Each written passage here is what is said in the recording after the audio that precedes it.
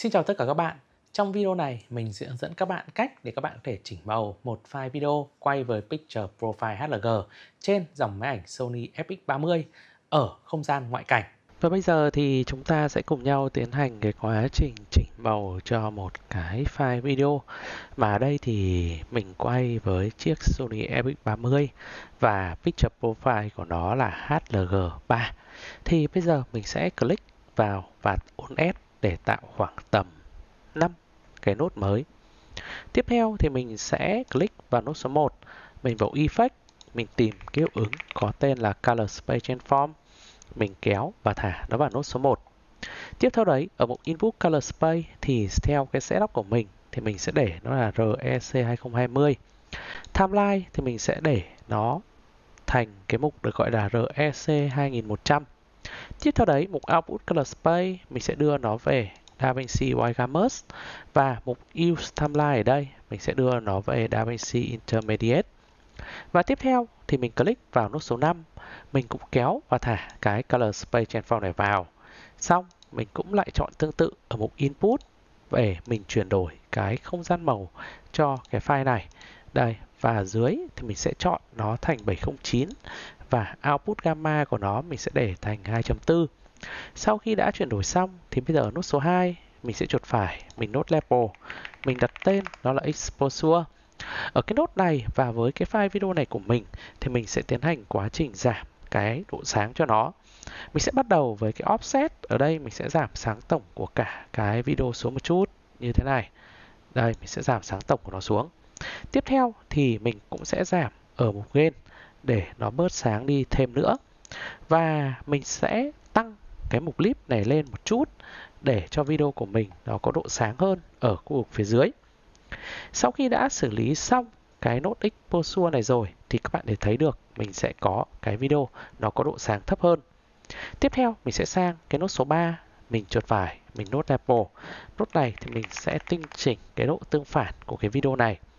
Ở đây thì mình sẽ muốn video có một cái độ tương phản nó thấp hơn nên mình sẽ giảm cái tham số contrast này xuống một chút. Đây, mình sẽ giảm xuống và mình sẽ tăng cái mục Color Boost này lên, mình sẽ tăng lên khoảng tầm 5. Đấy, thì các bạn sẽ thấy là video của mình nó sẽ nhạt hơn nhưng nó sẽ có màu sắc trở nên sáng hơn. Sau khi đã tinh chỉnh xong hai cái mục này thì chúng ta sẽ có một cái video có một cái độ sáng tối và một cái độ tương phản trở nên tốt hơn so với video ban đầu. Mình sẽ click tiếp vào cái nốt được gọi là nốt số 4. Ở đây mình sẽ ấn Alt P để mình tạo thêm một cái nốt ở phía dưới nữa và mình ấn tiếp để tạo thêm hai cái nốt để mình có thể tiến hành xử lý một số các cái khu vực như là khu vực mặt này, hay là cái khu vực người trong quá trình mình sử dụng. Thì bây giờ mình sẽ xóa bớt đi, mình nghĩ là mình chỉ cần hai nốt thôi. Và ở nốt số 4 mình click vào thì mình đặt tên nốt này là Fade. Đây, như các bạn thấy mình gọi nó là Fade. Và ở cái nốt này thì mình sẽ tiến hành sử dụng một cái công cụ được gọi là Qualifier trước. Mình tích lên cái khuôn mặt, xong mình sẽ bật highlight lên để mình kiểm tra cái khu vực mình đã lấy. Tiếp theo thì mình sẽ chỉnh cái mục Period để lên khoảng tầm 50 này và mục Denoise này mình lấy khoảng tầm 10. Xong mình sẽ sang cái mục được gọi là Window. Ở đây thì mình sẽ click vào biểu tượng hình tròn này để mình khoanh và mình cô lập những cái vùng mà mình muốn lấy nó lại ở trong khung hình. Và mình sẽ tăng cái mục Shop này lên khá là mạnh tay. Đây, mình sẽ tăng cái Shop lên khoảng tầm 10.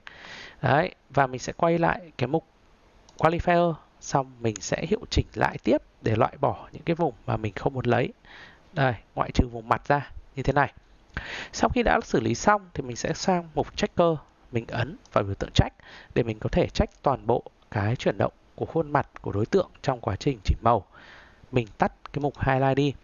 Sau khi đã tắt Highlight thì mình sẽ quay lại cái mục Color Wheel.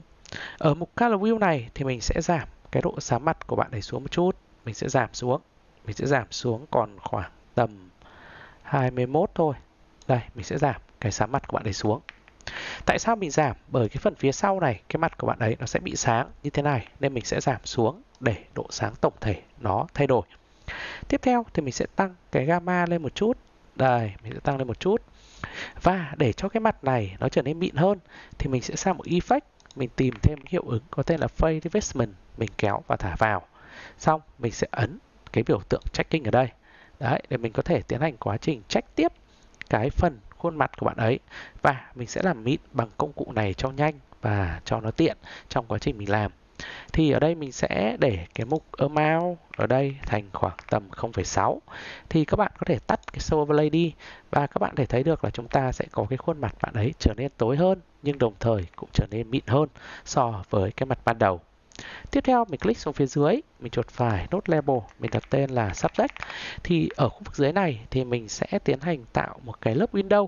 Ở đây mình click window này, mình click vào biểu tượng tròn. Mình sẽ co kéo cái window này nó to và nó rộng hơn.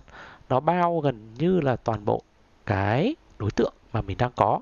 Ở đây cái shop mình sẽ để nó lao động trong khoảng tầm, đây mình sẽ mở rộng nó ra khoảng tầm 7 đi. Và mình sẽ tiến hành quá trình check cái khu vực shop này. Thì cái shop này thì mình sẽ dùng để mình tạo ra một cái hiệu ứng sáng nó cô lập hơn.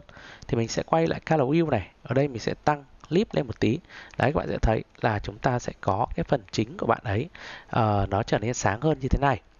Sau khi đã xong hai khu vực này rồi, các bạn để thấy chúng ta sẽ có trước đây và sau. Thì mình click vào đây, mình nhấn Alt S để tạo thêm một cái nốt mới.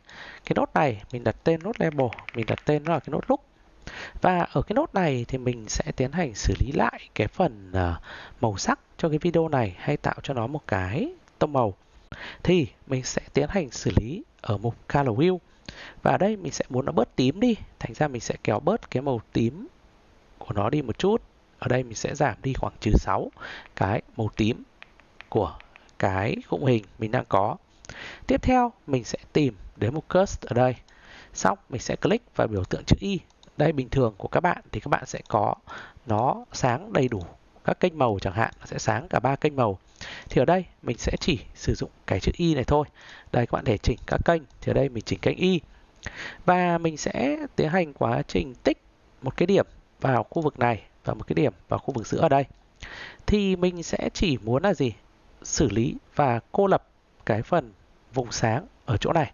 Đây mình sẽ kéo nhẹ nó xuống và mình tích thêm một cái điểm ở đây. Đây mình sẽ cô lập cái khu vực này lại. Đấy, mình sẽ chỉ kéo nhẹ cái sáng ở đây thôi để tác động lên chủ yếu là cái khu vực vùng sáng ở trong cái khung hình mà mình đang có. Đây các bạn sẽ thấy mình sẽ có đây cái vùng sáng đây. Đấy, nó sẽ thay đổi một chút cái vùng sáng trong quá trình mình làm. Đấy, thì các bạn nhớ ấn vào cái biểu tượng chữ Y này nhá. Đây, mình sẽ chỉnh lại thêm một chút. Đấy, nó sẽ chỉ tác động vào cái khu vực đấy thôi. Đấy. Sau khi đã xong cái look thì bây giờ mình sẽ tiếp tục tạo một cái nốt mới bằng cách click vào cái look. Mình ấn Alt S để tạo một cái nốt serial. Xong mình sẽ ấn Alt P. Đây mình sẽ ấn Alt P.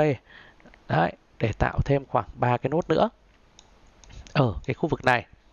Sau khi mình đã tạo thế này rồi thì bây giờ mình sẽ tiến hành quá trình ở nốt số 8, chuột phải này, mình nốt label thì mình sẽ đặt tên nó là R-Line. Đây. Ở đây thì các bạn thể thấy được là mình sẽ tiến hành quá trình gọi là giảm sáng cho cái khu vực sáng bên này trước. Thì mình sẽ vào mục Window, mình tìm mục Gradient.